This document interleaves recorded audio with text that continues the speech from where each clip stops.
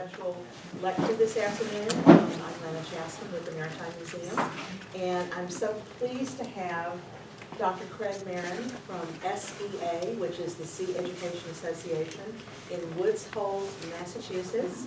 And Dr. Marin is an expert on the Black American mariner experience, as well as other maritime activities in early America. So a little bit more about me and how I got into this particular topic. So I grew up in Maine, and I grew up kind of on the water, going back and forth between the interior and the water. And my family was very involved in sailing, and then during high school, I actually lived on board our family boat, the boat that my dad built, for 2 years, and sailed down the East Coast and into the Bahamas and into the Caribbean. And so for 2 years, I was traveling and experiencing things and looking at a lot of these places that, over time people are becoming more and more familiar with and traveling to on a regular basis, but sort of seeing it from the water's view, right? Looking at these places from a port eye view. And so my understanding of these places is sort of shaped by my experience as a sailor. And so that particular experience sort of shaped my interest, sent me down a long path, I won't give you all the details, that eventually had me working on a PhD in early American and Atlantic history at the University of Pittsburgh. And it's there that I started to combine my interests in maritime endeavors under the rubric of Atlantic history, and then had the pleasure of working with Joe William Trotter at Carnegie Mellon University. I was at the University of Pittsburgh, taking some graduate seminars in African American history, and then combining those two interests in a topic that I found particularly exciting. And so I'm hoping to share some of those discoveries and that excitement with you.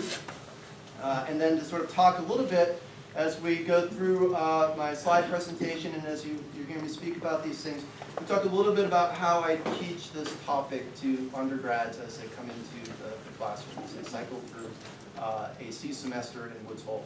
Prior to that, I was doing some work at the University of Rhode Island and teaching in that environment. All right, and I'm very used to the teaching format, so I'm happy to take questions. So I can see you guys pretty well. So if you want to stick a hand up, I'm happy to answer questions as I go. So please don't be afraid to interrupt if there's something you want to know more about. So this is Charleston, South Carolina. And this is from the colonial era in the 1700s, in the 1740s. And this is the area that I ended up focusing on. And my particular interest in Charleston was that, as I described, that curiosity I have about how places are viewed from the water. And so I was very interested in the waterfront environment and how it functioned in colonial South Carolina. And so I looked at, and this image is actually hanging in my house. I took this and transferred it to the slide with my iPhone. So I actually own a copy of this in my house. And this sort of shows the work of the waterfront. And it implies a lot of different things. There's a great deal going on in the image. And it's very useful to sort of get a sense. So in the foreground, we have some people working. Looks like they're doing a little bit of fishing and some scavenging. But then as you work back, right, you see the busy port. All of these boats in and out of Charleston, South Carolina. Larger sailing ships that in the 1740s, there's no good pier for them to tie up in. So they're going to have to anchor. And then these smaller boats are going to be moving goods to and from these larger vessels.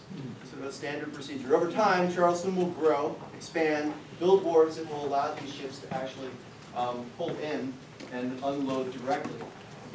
But what fascinates me about this is, if you look carefully and try to interpret, so this is, again, from the 1740s, an illustration that was done for the governor at the time in South Carolina.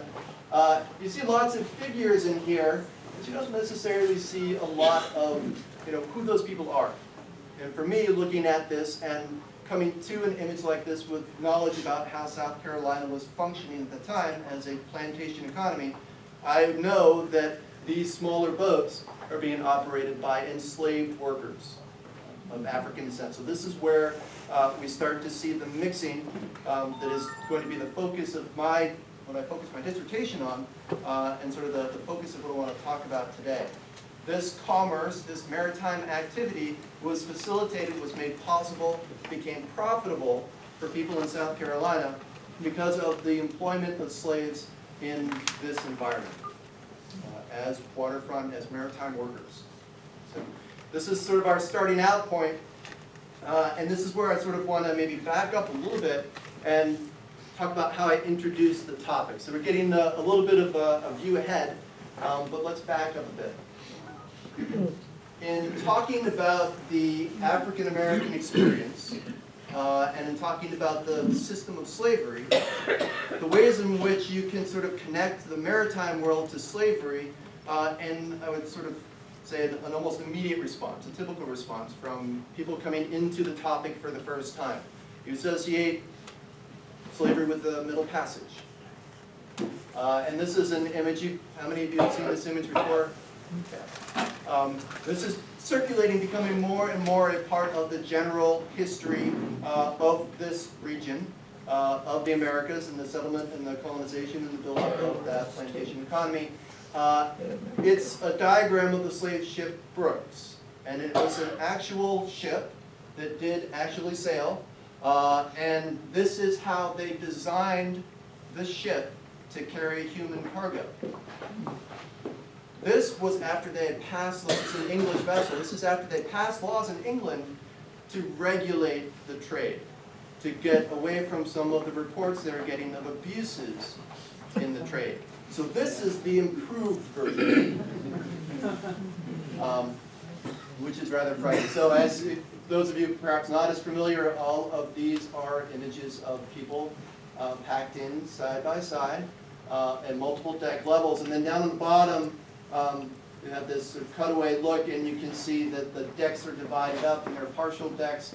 And over here, this particular figure is demonstrating the fact that you can't really even sit up in this space.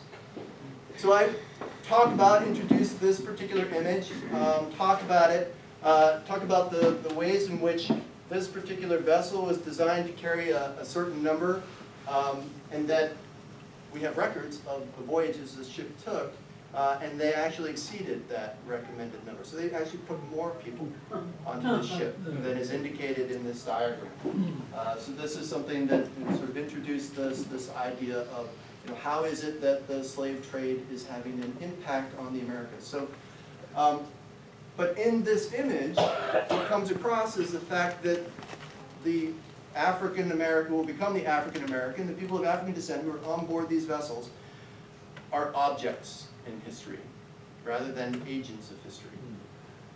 And so this is something that sort of introduced this idea and said, well, is there a way in which you can build agency into our understanding of what would be the African American experience working in the legacy of this Middle Passage? Do you have a question? We heard a lecture a few days ago at the FDR library, and they talked about the slave trade coming all the way across the whole coast of the U.S. and down to the islands. I know that It was not just the South. They came up into New England too. Yep. Slave trade, not everybody realizes that. Yeah, no, absolutely. The slave trade extends up into this region. There's a significant population of enslaved people, and some of them, we'll give a quick example later on, will be working as maritime workers in this region. But even if you take away the numbers of ships, in terms of numbers of ships that are coming to this part of what will be the United States, relatively small proportion-wise, but the participation in the slave trade is extensive in this part of what will be the U.S. So the connections, even if they're not directly importing to a port like New York or into Boston or into Newport and Rhode Island, right, they have people who are engaged in those activities, engaged in this slave trade. So again, somewhat passive. They're objects in history in this understanding. So we start to think a little bit more about, how do we get past that? The Middle Passage is something that is a gruesome tale as we learn more and more about that, as we get better and better books that are written about the Middle Passage and slave ships. Marcus Rediker's The Slave Ship, A Human History, sort of delves into and starts to talk about, actual agency within this population, within this environment. So it's designed to strip people of their humanity. And the stories that we can pull out of books like Marcus Rediker's The Slave Ship sort of talk about how there's resistance to that stripping of humanity. So there's resistance in not letting go of their humanity, but there's also physical resistance. And so there are rebellions. In order to be successful in the slave trading voyage, you had to spend an awful lot of time on the west coast of Africa. You didn't just show up and have people ready to put onto your ship. You had to go from port to port over a long period of time. And in that long period of time, there are ample opportunities for people to learn how to cooperate as captives on these slave ships and to engage in rebellious activity. Everything from armed rebellion to rising up and trying to take control of the ship and then getting to shore because they can see the shore, it's there, to simply resisting the more violent aspects of the regime, this slave regime that is starting on these slave ships in the Middle Passage. Well, then we move on to what is perhaps the most common experience connected to the Middle Passage. Where are these people going? They're going to work on plantations. They're going to work predominantly they're going to be working in the Caribbean and in portions of South America. This is where they will work, and this is the kind of work that they will do. This is a sugar field, sort of clearing, preparing a sugar field in the Caribbean. So this is the experience. And again, I would argue that in looking at an image like this, still relatively, there isn't a whole lot of agency that is assigned in this image to the people who are doing the work. Right? They're just simply there to do that work.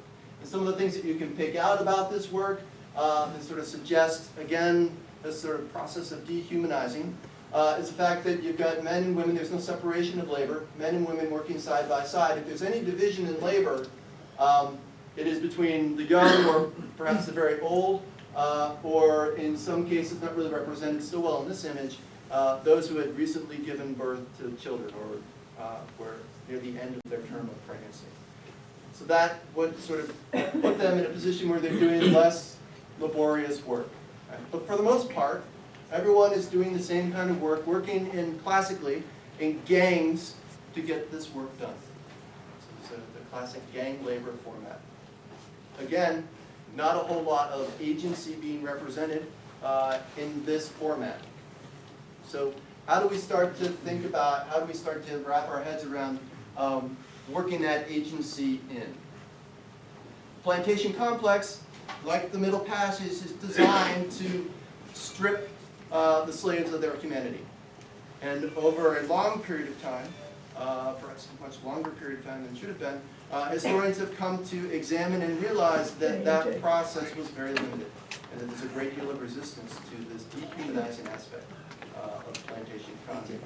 And so one of the things that you begin to understand as you look closely is that there is the sort of perfect model from the perspective of the slaveholder, and then there's the reality. And the reality is much more complicated. The amount of control that slave owners have is not nearly as extensive. The ability to mete out an enormous amount of violence and to demand an enormous amount and to literally work people to death, this is what slaveholders have as their power. But their ability to do that consistently for all the people that they ostensibly have control over, it begins to get limited, and it's limited by the clever, careful resistance activities of the enslaved. So one of the ways in which you can sort of talk about how that process of resistance begins to develop is to look at what's being expected of enslaved people. Right? So we have this image here of people working in the field side by side in gangs. Right? And this is, I would argue, for those who have a cursory understanding of the plantation economy, this is what you envision. This image sort of reflects an immediate sort of vision that comes into your own head about what the plantation system looks like. And it's been pointed out earlier that you've got this person as an overseer, a white overseer in the scenario. In the background, right, not really highlighted, the point of this is to focus a little bit more on the labor that's being done. Yes?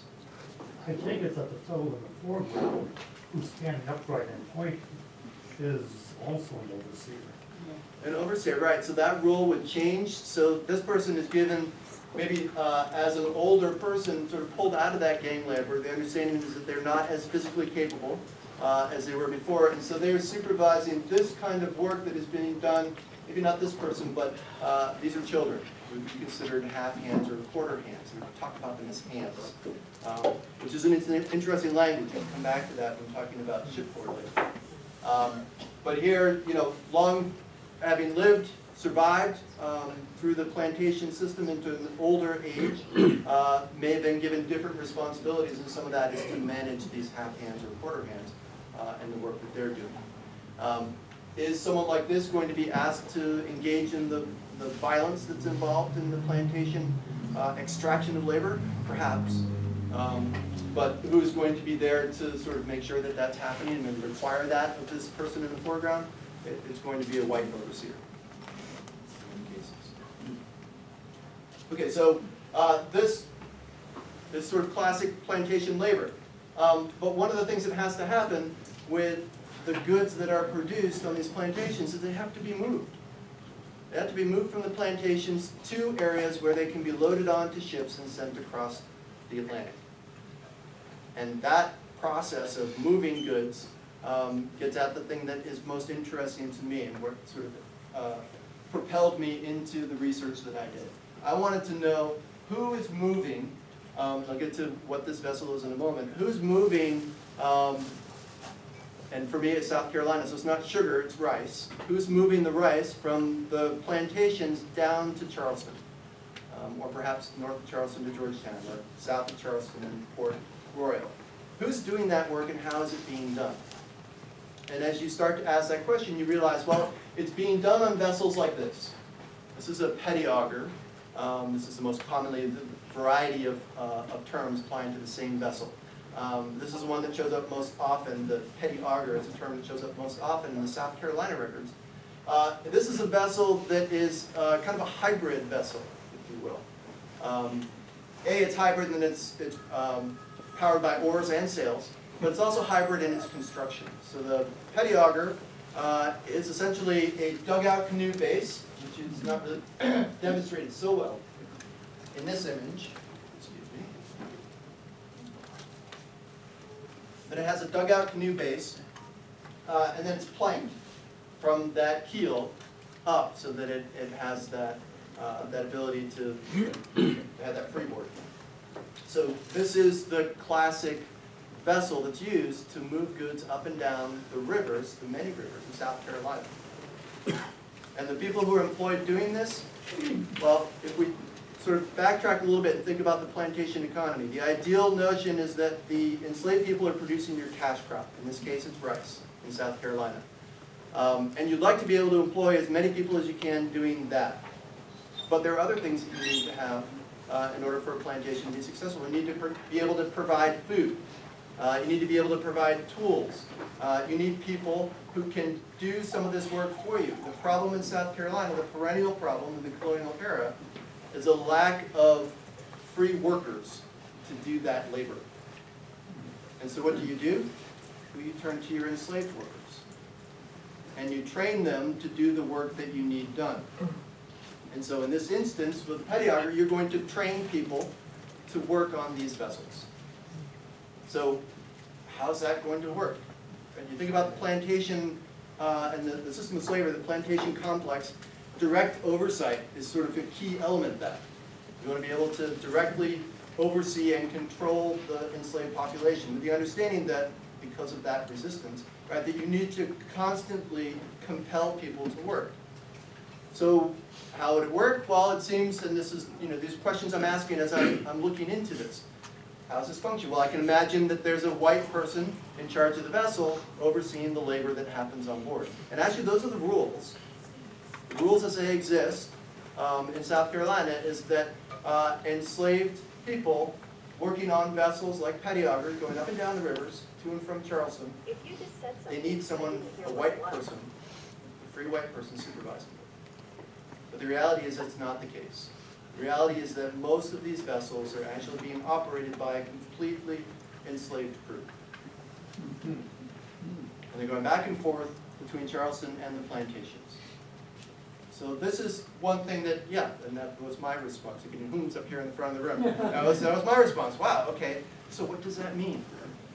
What it means is that in order for the plantation complex to be efficient, for the people who own these plantations, and the merchants that they deal with in South Carolina, mostly factors, right? These are agents of merchants in South Carolina. The actual merchants are across the Atlantic in England.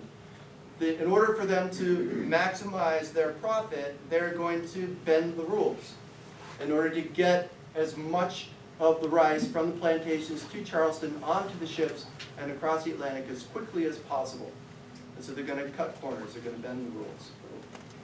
And this is what I look at and think of as a way in which agency for the enslaved can start to appear. Here are some opportunities.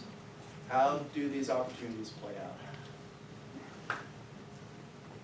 And this is an excellent, so it's not just in South Carolina. Of course, as I mentioned, I teach programs that take us down to the Caribbean. This is Barbados.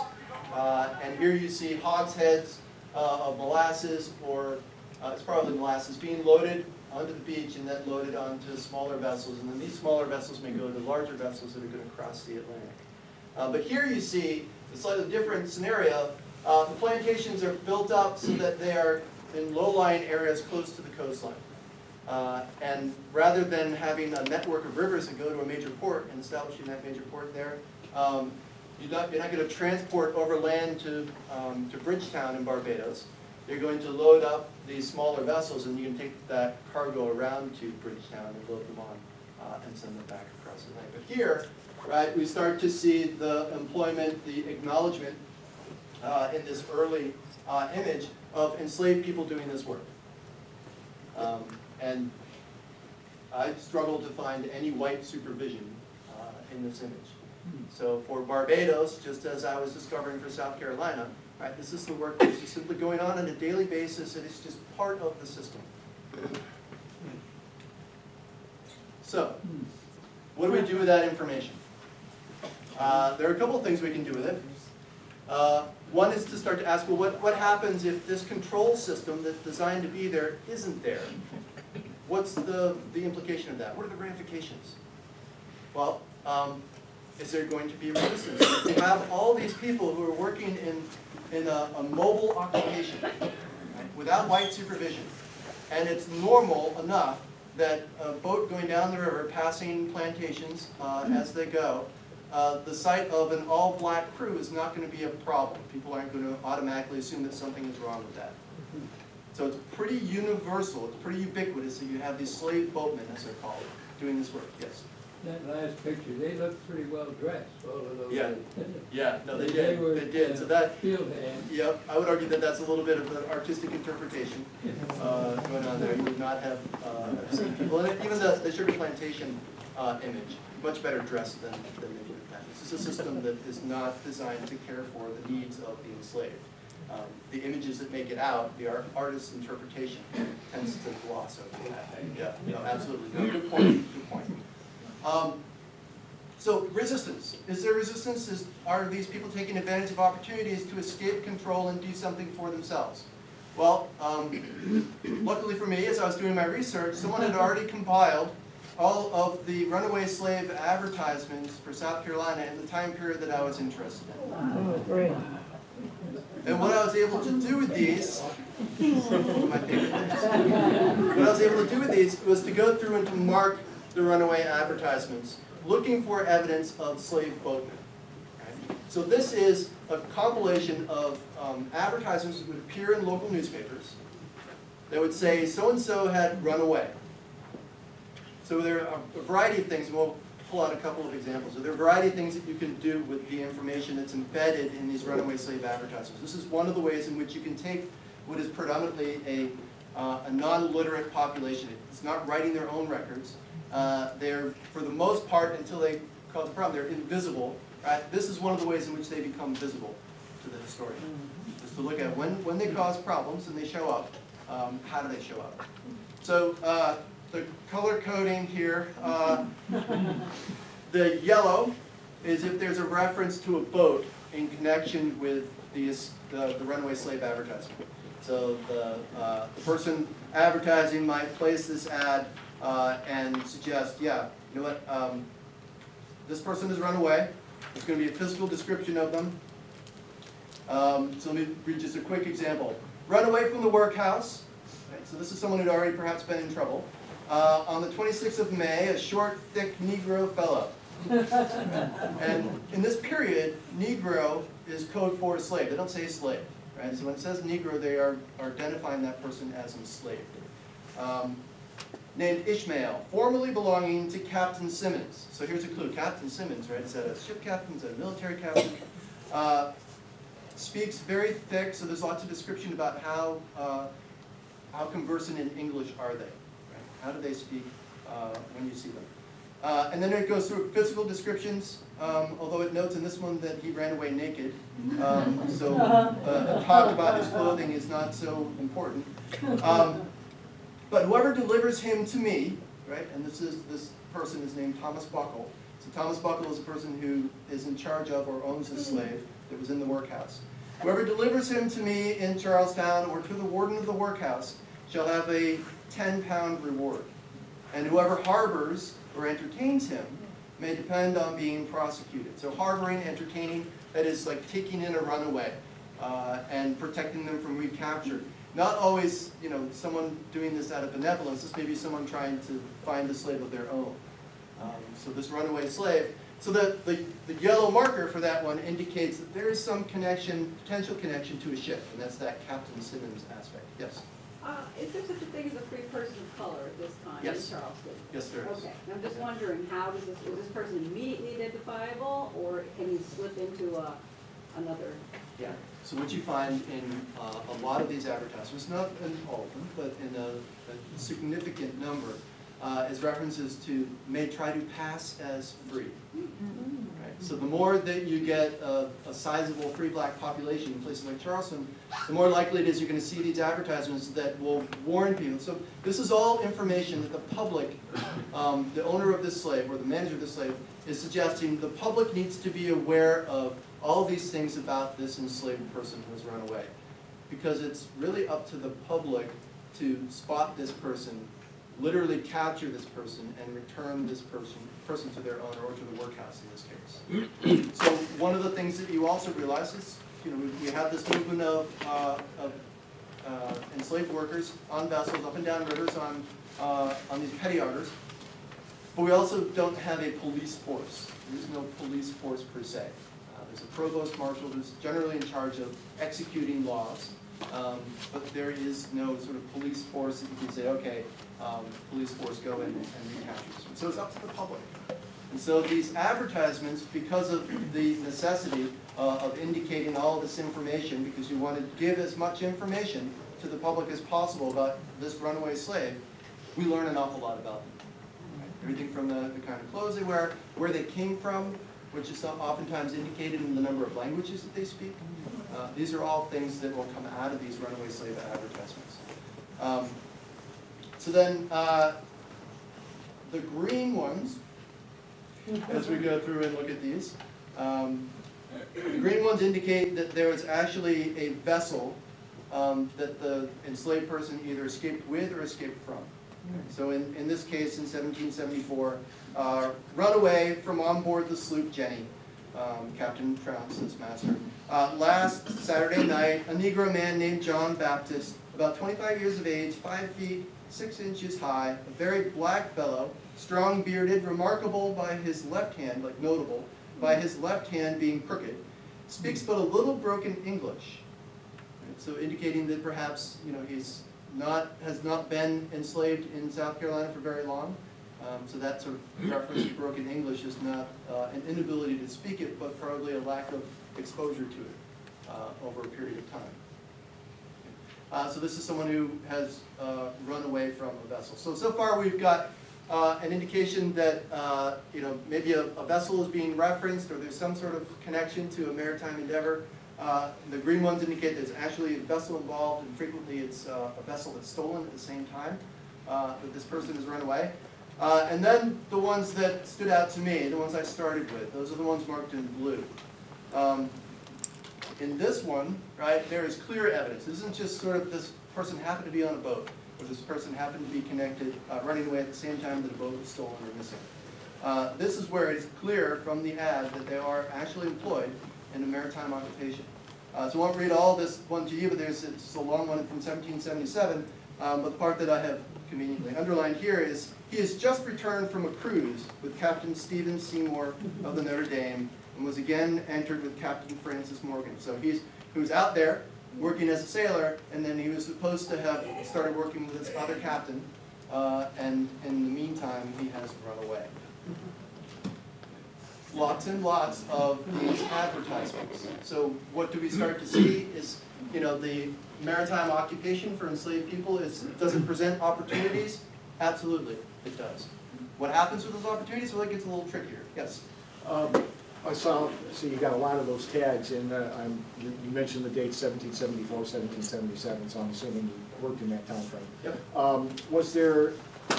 Was this a situation where escaping built up and became more common as people were here more, or were there certain times? Did you see a concentration of advertising at specific times? Absolutely, absolutely. So, and this is where this sort of my understanding of, what about this? If this is happening all the time, how can this be tolerated, right? How is this, possible? So these people who run away, do they run away permanently? Is like this absolute permanent escape from slavery? Or is it what seems perhaps most common, because you start to see advertisements that reference that someone had run away 2 or 3 times before? So in cases where they had run away 2 or 3 times before, oftentimes those are runaway opportunities came in sort of normal everyday times. And what's happening there is they are taking advantage of the loose control over them, loose oversight, and they're engaged in activities they're not supposed to be engaged in. So they're missing from their workplace, but they're not necessarily out of the plantation complex. But where they do often show up, and where you start to see the language ramp up a little bit in terms of the anxiety that the slave owner has in writing this advertisement, is during times of war. So when England is at war with Spain, for instance, and another element to sort of add to what interested me in South Carolina and this maritime connection and slave resistance, the Stono Rebellion in 1739, where a group of slaves along the Stono River rise up, kill their masters, and a large group are working their way southward down the Stono River with the stated intent of getting to St. Augustine in Florida. St. Augustine in Florida, controlled by Spanish forces, right? What are they doing? In 1739, they know that if they can get to St. Augustine and offer up their allegiance to the crown and convert to Catholicism, authorities there, the governor in St. Augustine, will grant them citizenship and protection. So this is a permanent way for enslaved people in South Carolina to escape out of slavery. So in times when there's war with Spain, and other times when there's other conflicts. This is an excellent book by Cassandra Pybus, Epic Journeys of Freedom. The American Revolution is also in the 1777 reference. I thought you were going to go for the American Revolution, which would have been accurate. The American Revolution is a time when you start to see a spike in runaway advertisements. Although I would say you see a larger spike in the actual running away and fewer advertisements, because the point of the advertisement is if you have some hope of recapturing your slave.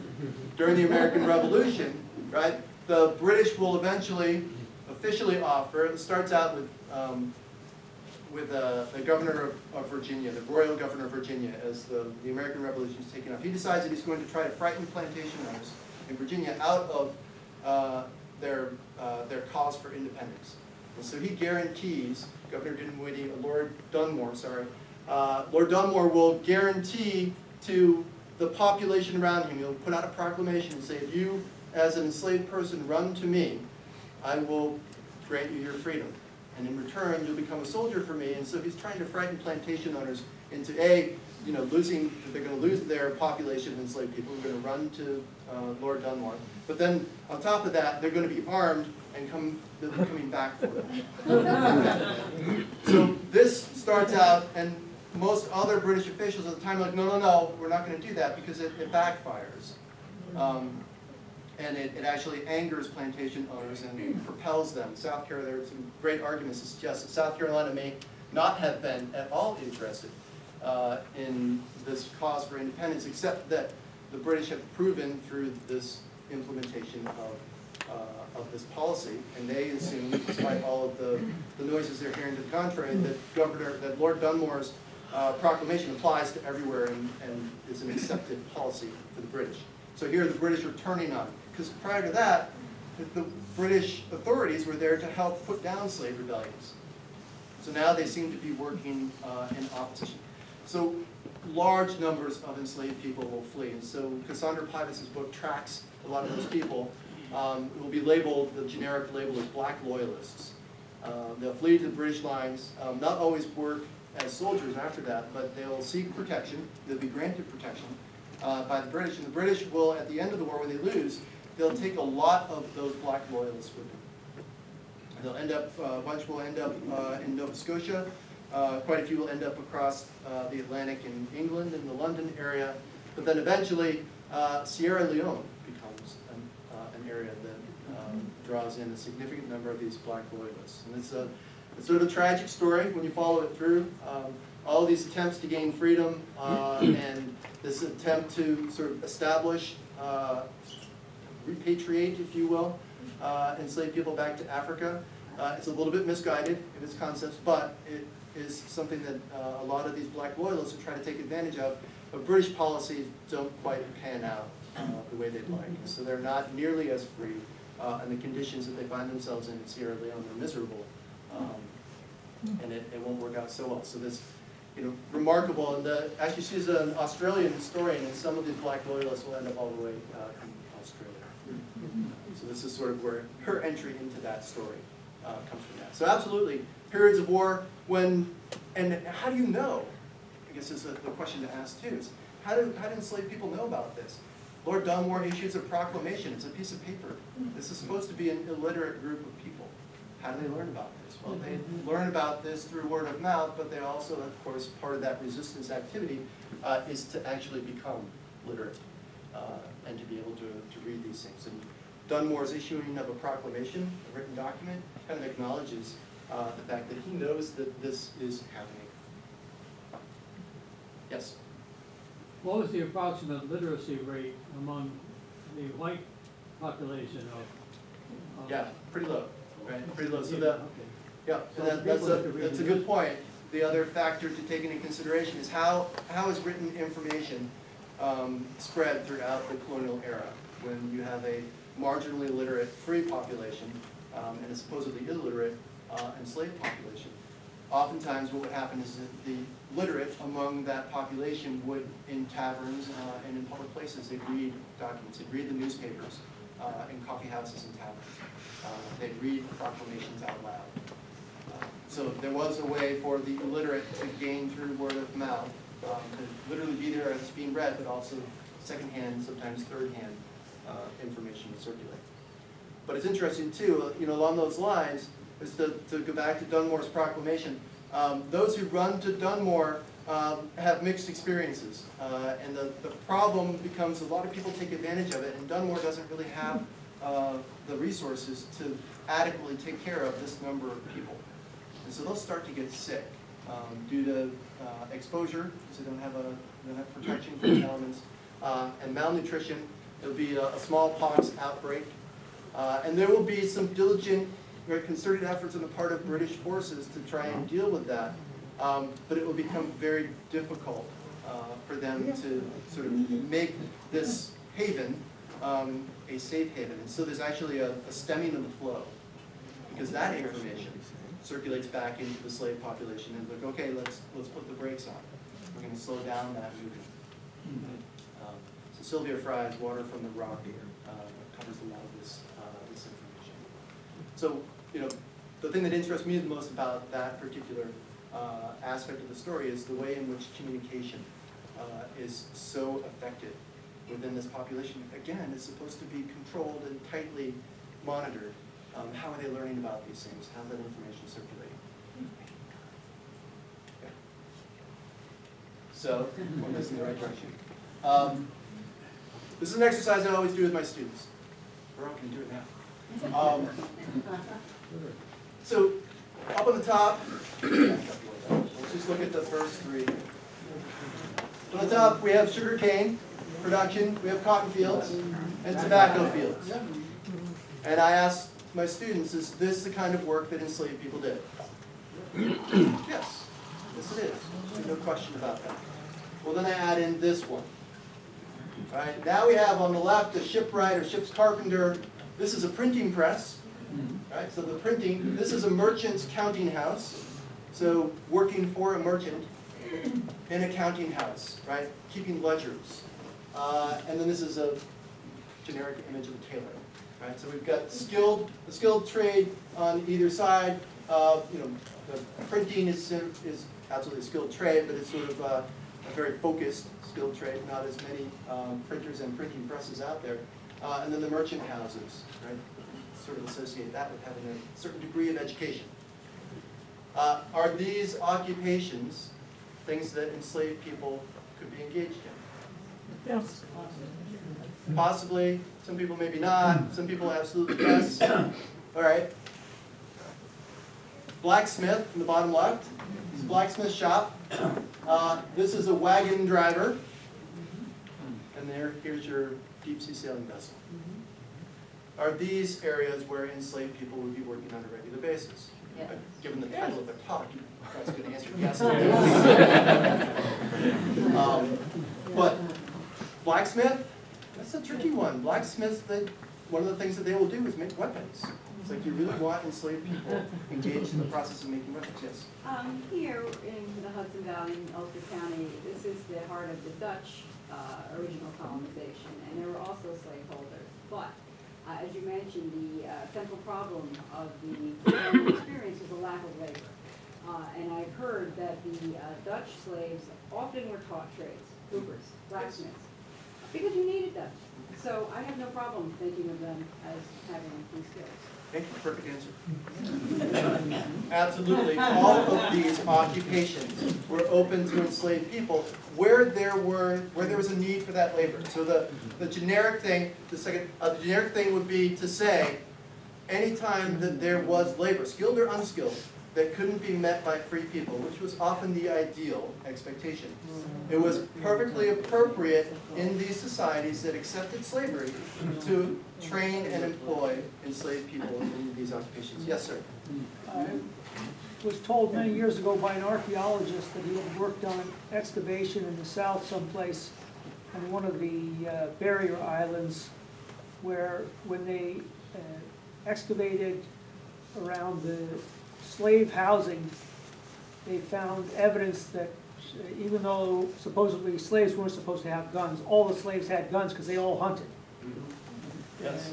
And that was where they got their food. If they wanted to eat raccoon or possum or venison or duck or whatever, Yep. they had to go out and shoot it themselves. Yep. So they all had guns. Yep. Absolutely. I have a good friend I worked with in grad school who wrote a book on the topic of slave hunting and fishing in the South, and and sort of talking about that transition into the period of emancipation and longer into that. But yeah, absolutely. So here, like the blacksmith comment, right? You think, no, you don't want enslaved people with access to weapons, and yet you were employing slave people to hunt and fish. Yes, sir. The question it raises in my mind was when you've got a ship with no white person on it, and you've got a wagon crew with no white person, and you've got a shop full of clerks who are all slaves, how were these people motivated? They must have been paid something somehow. Excellent point, yes. Were they just slaves in terms of their social class and received wages on the side, or? They were enslaved legally, right? So they were technically not allowed to have property of their own. So there are certain regulations about the system of slavery. They were chattels. They were deemed property, right? So they had no rights in the legal system. The way this system is absolutely supposed to work is you can, if you have trained yourself as an owner of a slave, you've trained a bunch of blacksmiths, or maybe a handful of blacksmiths, let's say a bunch. and you're using them on your plantation to fix tools, to make tools, but you don't need them all year round. It becomes acceptable, although often criticized by legal authorities, and there will be moments when people will say, you know, this is inappropriate, we need to cut back on this practice. But it is customary to be able to hire out your skilled slave. And so the hiring out process would be, and this also ties in directly to our where we're getting with this discussion about maritime slaves. There would be an agreement, right? And say, here is my skilled slave. And this, you can, for a term of 6 months, 8 months, 2 years, you can have the use of my slave and my slave's skills, and I, in return, demand the wages to be paid to me as the owner. Oftentimes, again, speaking to incentive, there'd be a portion aspect to this. I want 80% of the wages, and my skilled slave may be able to keep 20%. Right? Again, flouting those rules. They're not supposed to, as chattels, they're not supposed to have property. There's certainly no rights to that property. And yet, because you need that incentive, it gets built in. It's built into the customary way in which enslaved people are hired. And so this hiring out process becomes fairly common throughout the South, throughout the Caribbean. So these are things that, as you start to look more carefully, right? So now we've taken away maybe some of the myths of what was appropriate and inappropriate in terms of work for enslaved people, and we've added in this system that allows for the possibility that enslaved people can be working literally for wages, and how that working for wages system pans out. Sometimes runaways will use this existing system to pretend to find someone that either literate themselves or find someone. All you need is a piece of paper that says, so-and-so, by enslaved person, I have given the right to self-hire, to go out and find their own employer, and please, send those wages to me. So there's a way in which the system can be inverted to absolutely benefit enslaved people and to essentially allow them to operate, not the legal protections, but to operate as though they were free. Question back there? Yes. Right. But all the trades that you've listed, we see up there, Yes. are we to assume that many of the Africans that came from Africa were not skilled? No, absolutely. So the process in which you bring in, so why is it that Africans were identified to begin with as workers in plantations? Because they had experience in those agricultural sectors. What skills, to have certain skills and to have developed those skills into a level of artisanal skill, that might have, in Africa, sort of protected you or kept you out of the process of being offered up as someone for sale to Europeans. Because these skills would have been valuable in the portions of Africa that are experiencing the devastating impacts of the slave trade. But absolutely, people would come across with these skills and they'd start to get identified. The reason I raise that point, Yes, sir. the reason I raise the point is that the Spaniards took a lot of Africans to go mining in South America. I mean, the gold, the silver. I mean, these guys have been mining for centuries in Africa. Yes. So they already had the skills. Yes. So in many ways, the Europeans, had an advantage when they took those individuals. Yeah. No, In fact, they absolutely. went to Africa asking, where can we find the miners? Where can we find the ironmongers? Because they're working iron for centuries. Absolutely. Yeah. And that's absolutely in those areas where enslaved workers were used, sort of circumventing, if you will, the plantation system and going directly to a skilled occupation. Absolutely. Plenty of evidence that that is going on. Within the confines of the plantation system, there would have been a desire to bring in not necessarily people with these skills who wouldn't have tried to pick and choose, as the Spanish did when they're interested in extracting mineral wealth. Within the agricultural plantation complex, this was more the norm, I would argue. But absolutely, excellent point and good addition to understanding why it is that certain occupations become dominant in certain areas and absolutely appropriate within this plantation system to identify and to move up in the skilled ladder certain enslaved people.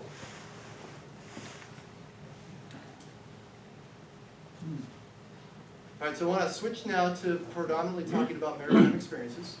And in this respect, what I'd like to emphasize is the fact that a lot of the literature that focuses on life at sea and working on ships in the 18th century suggests that it was a miserable experience. Every course that I teach at every semester course I teach, I have my students read Marcus Rediker's Between the Devil and the Deep Blue Sea. And in that book, he highlights, catalogs the extensive abuses that common seamen within the British merchant marine, this is where his focus is, catalogs those abuses at the hands of, extremely violent captains. The conditions working on ships were not great. Of course, they varied from ship to ship, and you could certainly argue that Rediker's evidence base is a little bit skewed because he's looking again, as I have been looking, at where otherwise illiterate people make it into the historical record. Well, these people make it into the historical record as common seamen when their cases end up in admiralty court, where they are, a group of sailors are accusing a captain of a pattern of mistreatment. So not that all 18th century vessels have this sort of negative aspect to them, but this image is showing the poor idle apprentice, if you will, being taunted by some sailors. One's got the cat o' nine tails dangling over his shoulder, and this is represented in the way in which this scenario worked out would not have happened in this way, as the artist has taken liberties here.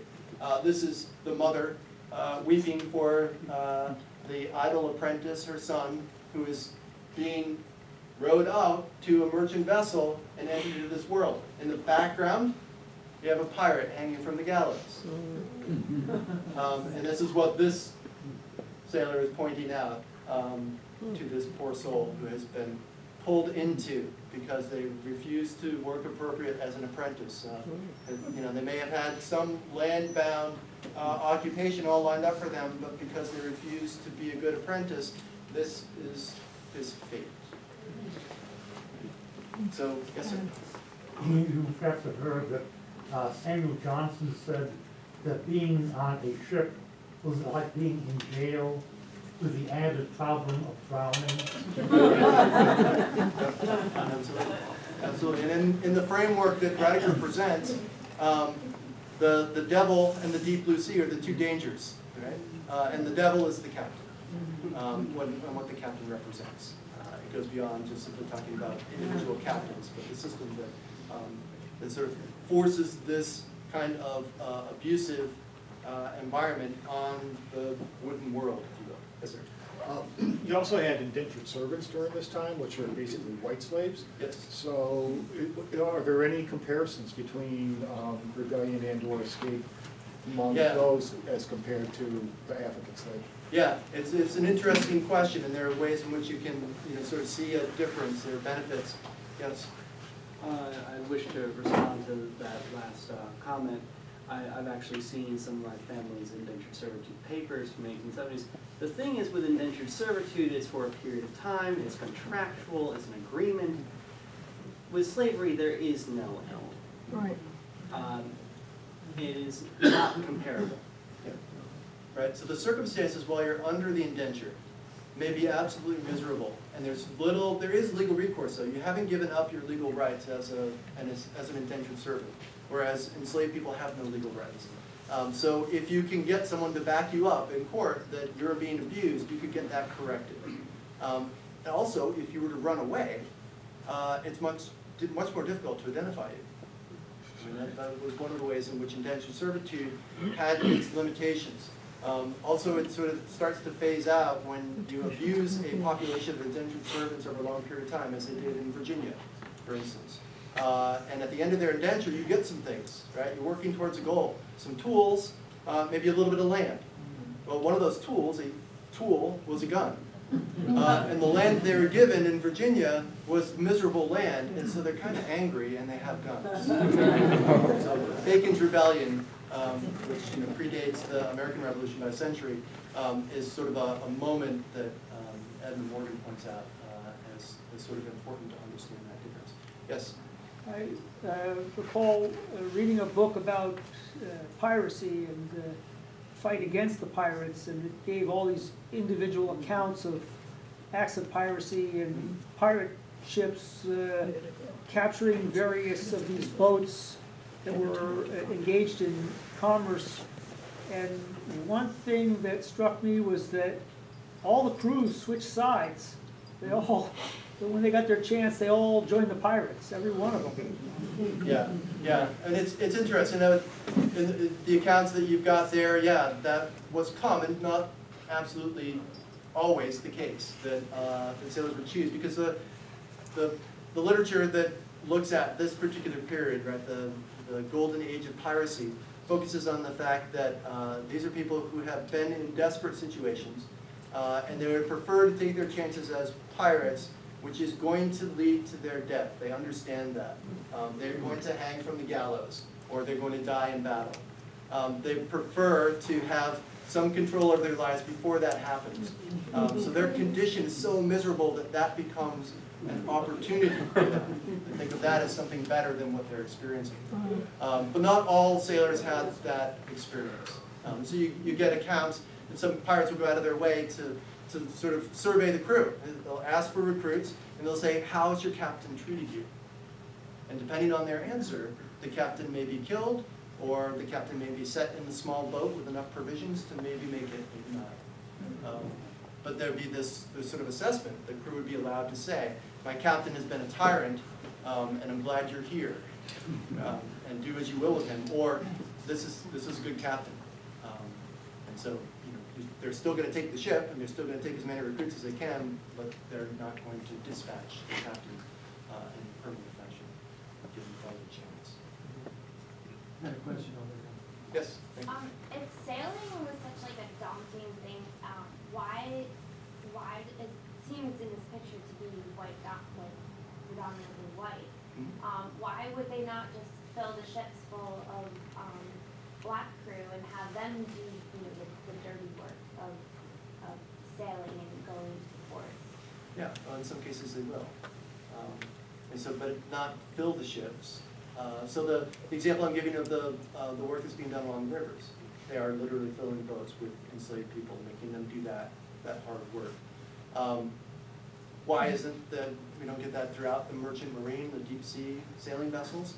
Yeah, again, it isn't always miserable, and there is a population of poor white people who are desperate enough that they're going to turn towards a life at sea. And so you don't have a desperate shortage, except in times of naval warfare. You don't have a desperate shortage of sailors. But you do have this system of control, and sailors are often treated as, legally, it's like how children were treated, and in some cases how enslaved people were treated. Those same rules and where you can go, what you can and cannot do is all carefully regulated for common seamen, not for everyday poor white people. So yeah, it's a good question. And in some cases, yeah, you're going to have a significant population of enslaved people who will be trained up as sort of expert sailors, and some ships will be mostly, Bermuda is a good example of that. Numbers of ships coming out of Bermuda operated by enslaved and free black sailors. It's pretty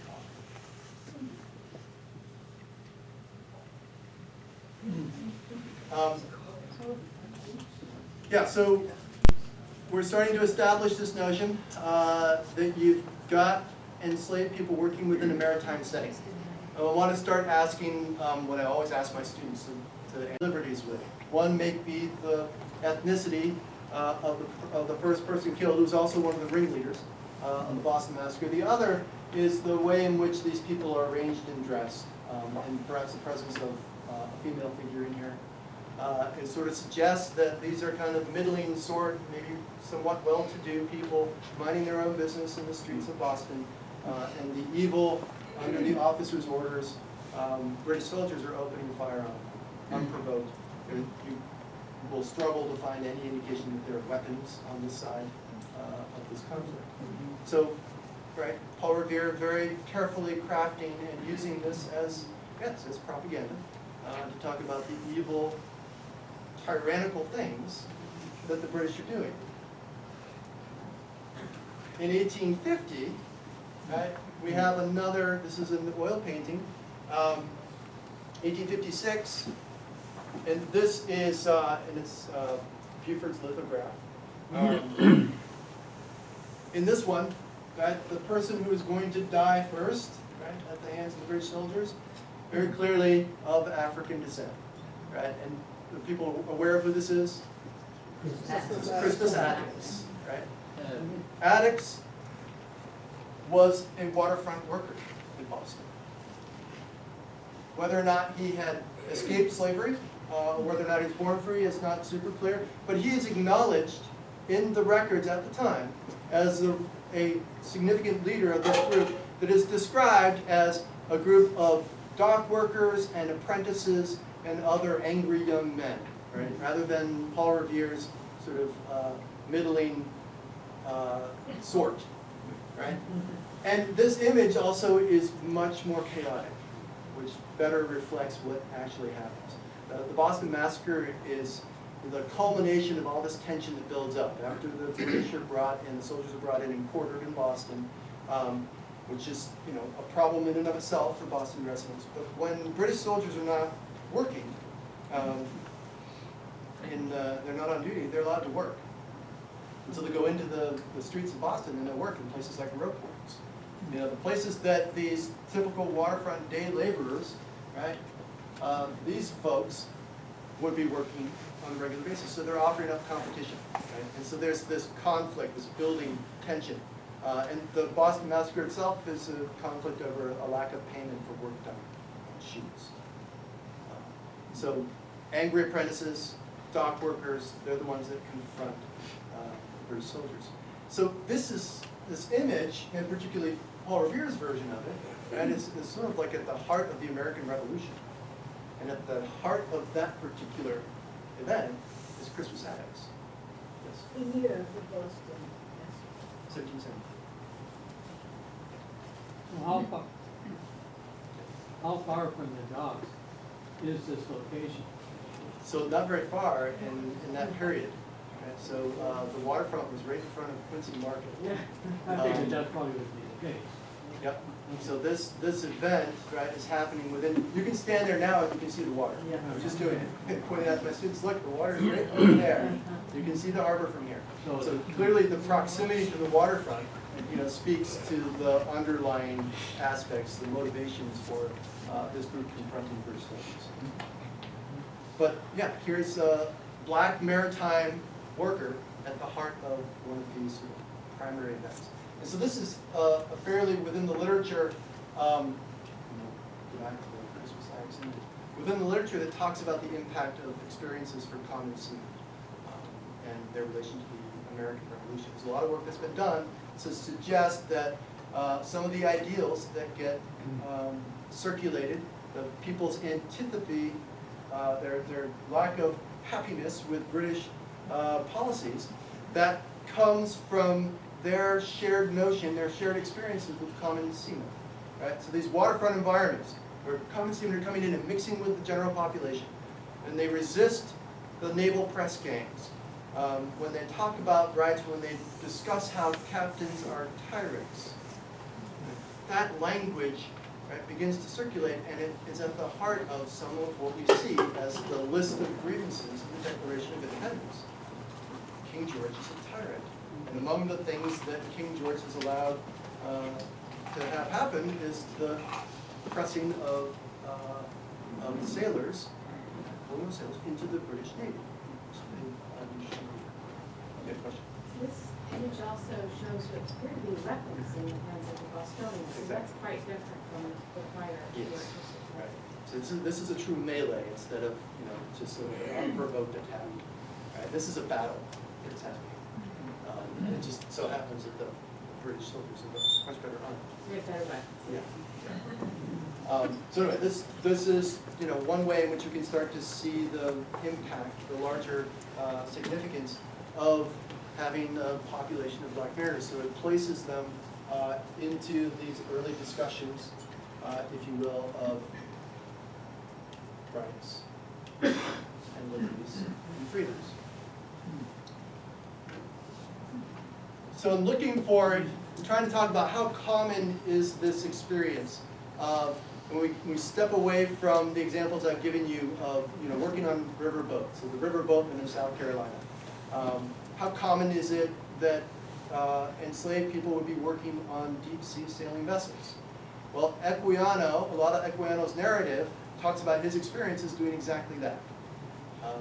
And this, Equiano's book is designed to be an abolitionist tract. It's written very particularly to convince his white audience that the system of slavery needs to be done away with. But in the process of doing that, he's going to highlight his experiences. And what are his experiences?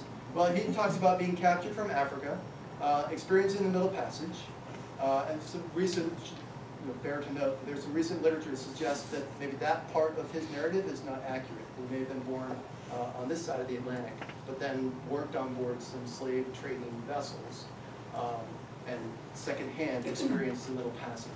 But what we do know is that he was eventually enslaved to someone from Montserrat in the Caribbean, and he was employed as a sailor by that person. So he was hired up and allowed to do a fair amount of self-hiring. But for the most part, it was like careful control. He was working for particular people over time. And he had that agreement where part of his wages went back to his master and part of his wages he could keep. And the understanding, the incentive, right, we had that earlier question about incentive, the carrot for his good behavior was that if he worked long enough and made an appropriate amount of money, which, and as we get to that part of the story, his master is surprised he's able to do this. Earn enough money, you can purchase your freedom, he's told. You can buy yourself out of slavery. And that's exactly what he does. He works long enough to do that. So what I find very important about Equiano's narrative is the way in which he relates to other people on board the vessels he lives. So he's working alongside free white people. Periodically, I'm sure, although it's not, it doesn't detail every moment of his working life, I'm sure he's also working beside enslaved people on these vessels, and free black population as well, because he'll continue to work after he purchases his freedom as a sailor. But when he's on board these vessels, he will find himself treated as just another member of the crew. And in that way, right, he is equal to these free white people when he's on board. So much so that when he runs into problems, he's in Savannah, Georgia at one point, and being physically abused by and threatened to be sort of taken off to a plantation by someone, a white person in Savannah who is upset at his behavior. And he finds him not appropriately obsequious or something along those lines. His white crew and the captain will come and rescue him, right, and secure him and protect his rights, despite the fact that he technically has no rights. And it goes beyond just simply the captain's obligation to protect the property of Equiano's master.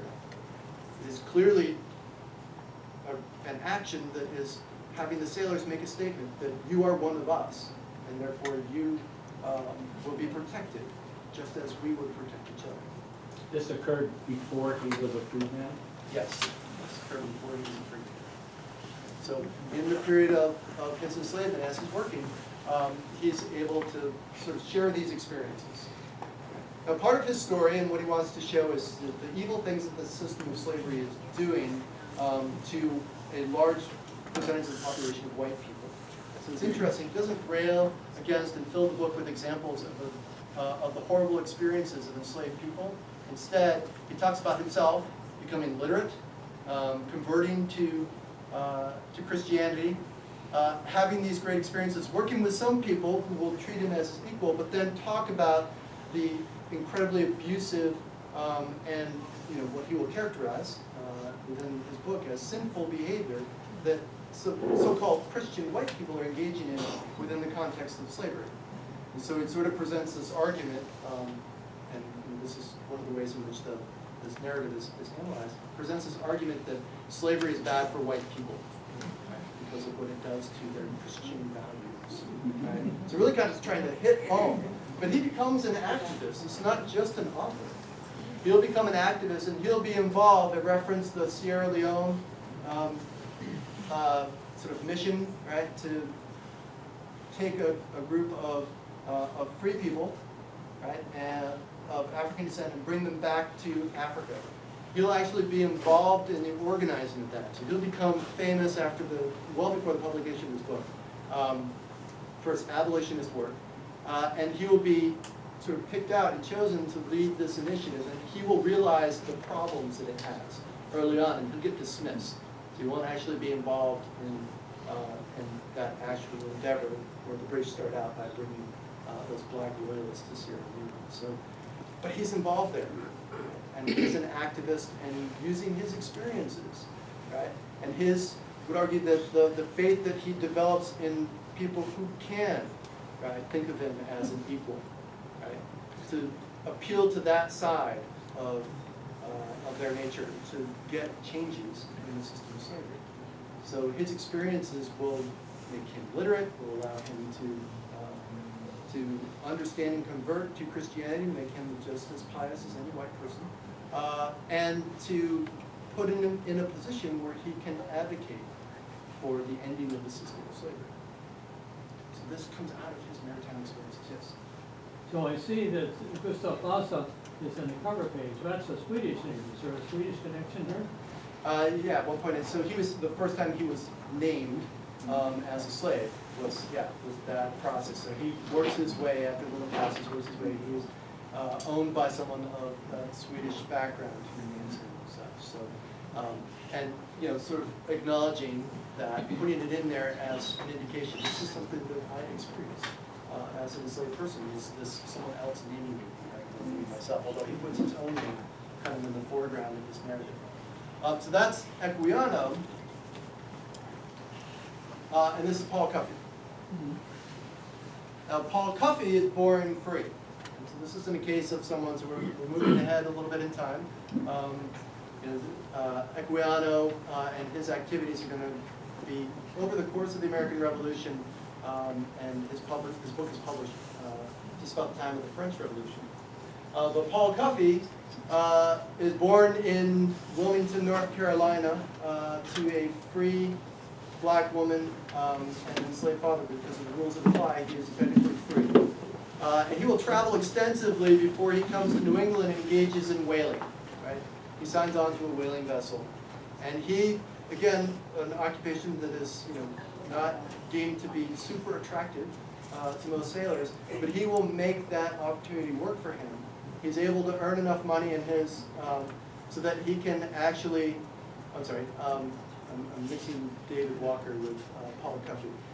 Paul Cuffey is born in New England, and his father is free, and his mother is Native American. Sorry, I'm getting excited about the next slide. So Paul Cuffey, right, will take his experiences, and his father actually owns some property, born in Cuttyhunk. His father will own some property in the Dartmouth, Massachusetts area. He and his brothers will inherit that property, and he will use his position as a partial property owner, successful whaler, to come back and to turn that into more land holding, eventually building his own ships and having a merchant fleet that he is moving back and forth across the Atlantic. He also will get connected to the Sierra Leone experiment, if you will. He is a proponent of, and it's interesting, right? He's a free black person. He is a proponent of taking people of African descent back to Africa, which suggests a little bit about his experiences in, this is, 19th century New England, which is supposed to be a little bit more enlightened about racial relations and such, but his experiences suggest that the only way he's going to truly be successful, and those around him, African descent, truly going to be successful, is if they remove themselves.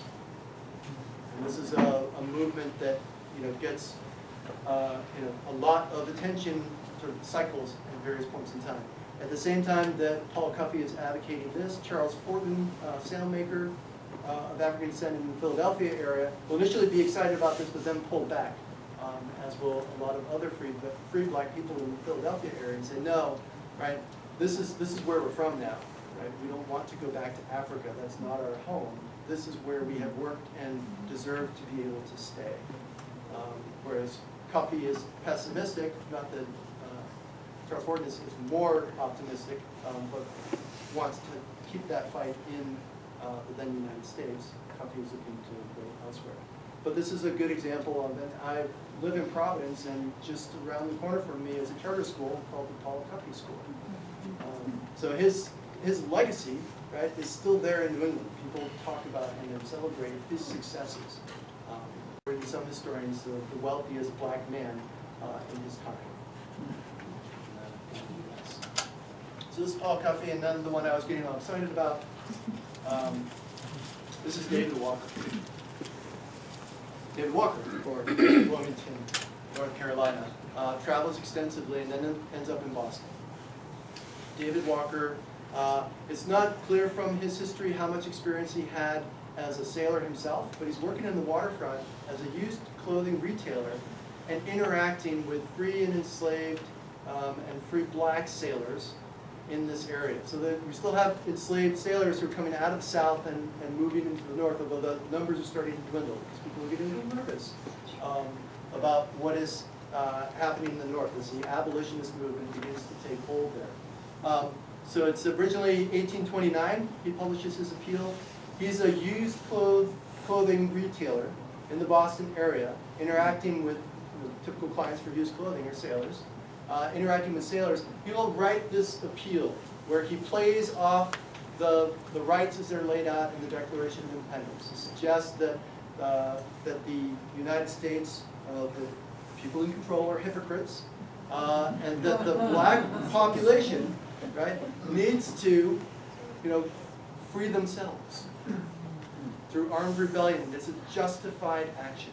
So this is literally a call to arms for the free and enslaved population. Early on, as this was analyzed and presented through historical analysis, the notion was it was an appeal to the free black population to do something for themselves. But he circulates it, and it's now understood that it was also designed to appeal to enslaved people in the South. He circulates it into South Carolina and Georgia by sewing it into the clothes that he's selling to sailors. So they will smuggle it into the South and circulate it, and it is this call to arms. So absolutely terrifies the slaveholding population in the South. So much so that they'll offer $10,000 for his head. And then they'll offer more if someone will actually bring him alive to the South so that they can do horrible things to him. So this, again, within that black maritime workers community, this is, someone who is making a strong statement for what African Americans now, those born in the Americas, African Americans can do for themselves and should do for themselves. Right? It's a very outspoken advocate of particular actions. All right, so I want to end with, extended time, that's been very patient. I want to end with, how do we connect these ideas and these actions to, what I will label in a somewhat generic way, the modern civil rights movement, an ongoing civil rights movement. One of the things that we can pull out, and perhaps Paul Cuffey, but even David Walker as a small business owner, Equiano, who becomes successful and recognized, their success and their ability to sort of share that success. Paul Cuffey is not the only black mariner who's going to make wages and secure his position. Better treatment, the argument runs, at sea than on shore. So the opportunities within the maritime world help to create a black middle class. Helps to create a section of the population that has the financial wherewithal, right, to aid, sort of educate and become educated and circulate their ideas, but to build those resources and build solid communities so that they can organize so that when we get to what is considered the modern civil rights movement, it starts with legal activism, with the Brown versus Board of Education. Right? That's arbitrarily the start that I'm going to give to the modern civil rights movement. Lots of activism before then, right? But this is what we now associate with the civil rights movement that eventually is going to bring us to Martin Luther King and his nonviolent protest actions. All of that is possible because of the success that, not just in the maritime world, but that successful African Americans are able to sort of work and carve out space for themselves and create that black middle class. So that maritime workers, right, that avenue that's opened up to them through their occupation allows them to be part of that larger group. And it's going to be a growing group as we move through the 19th century into the 20th century, of that black middle class. And this is going to be sort of the root of that modern society. That's where I'm going to stop talking and just take questions.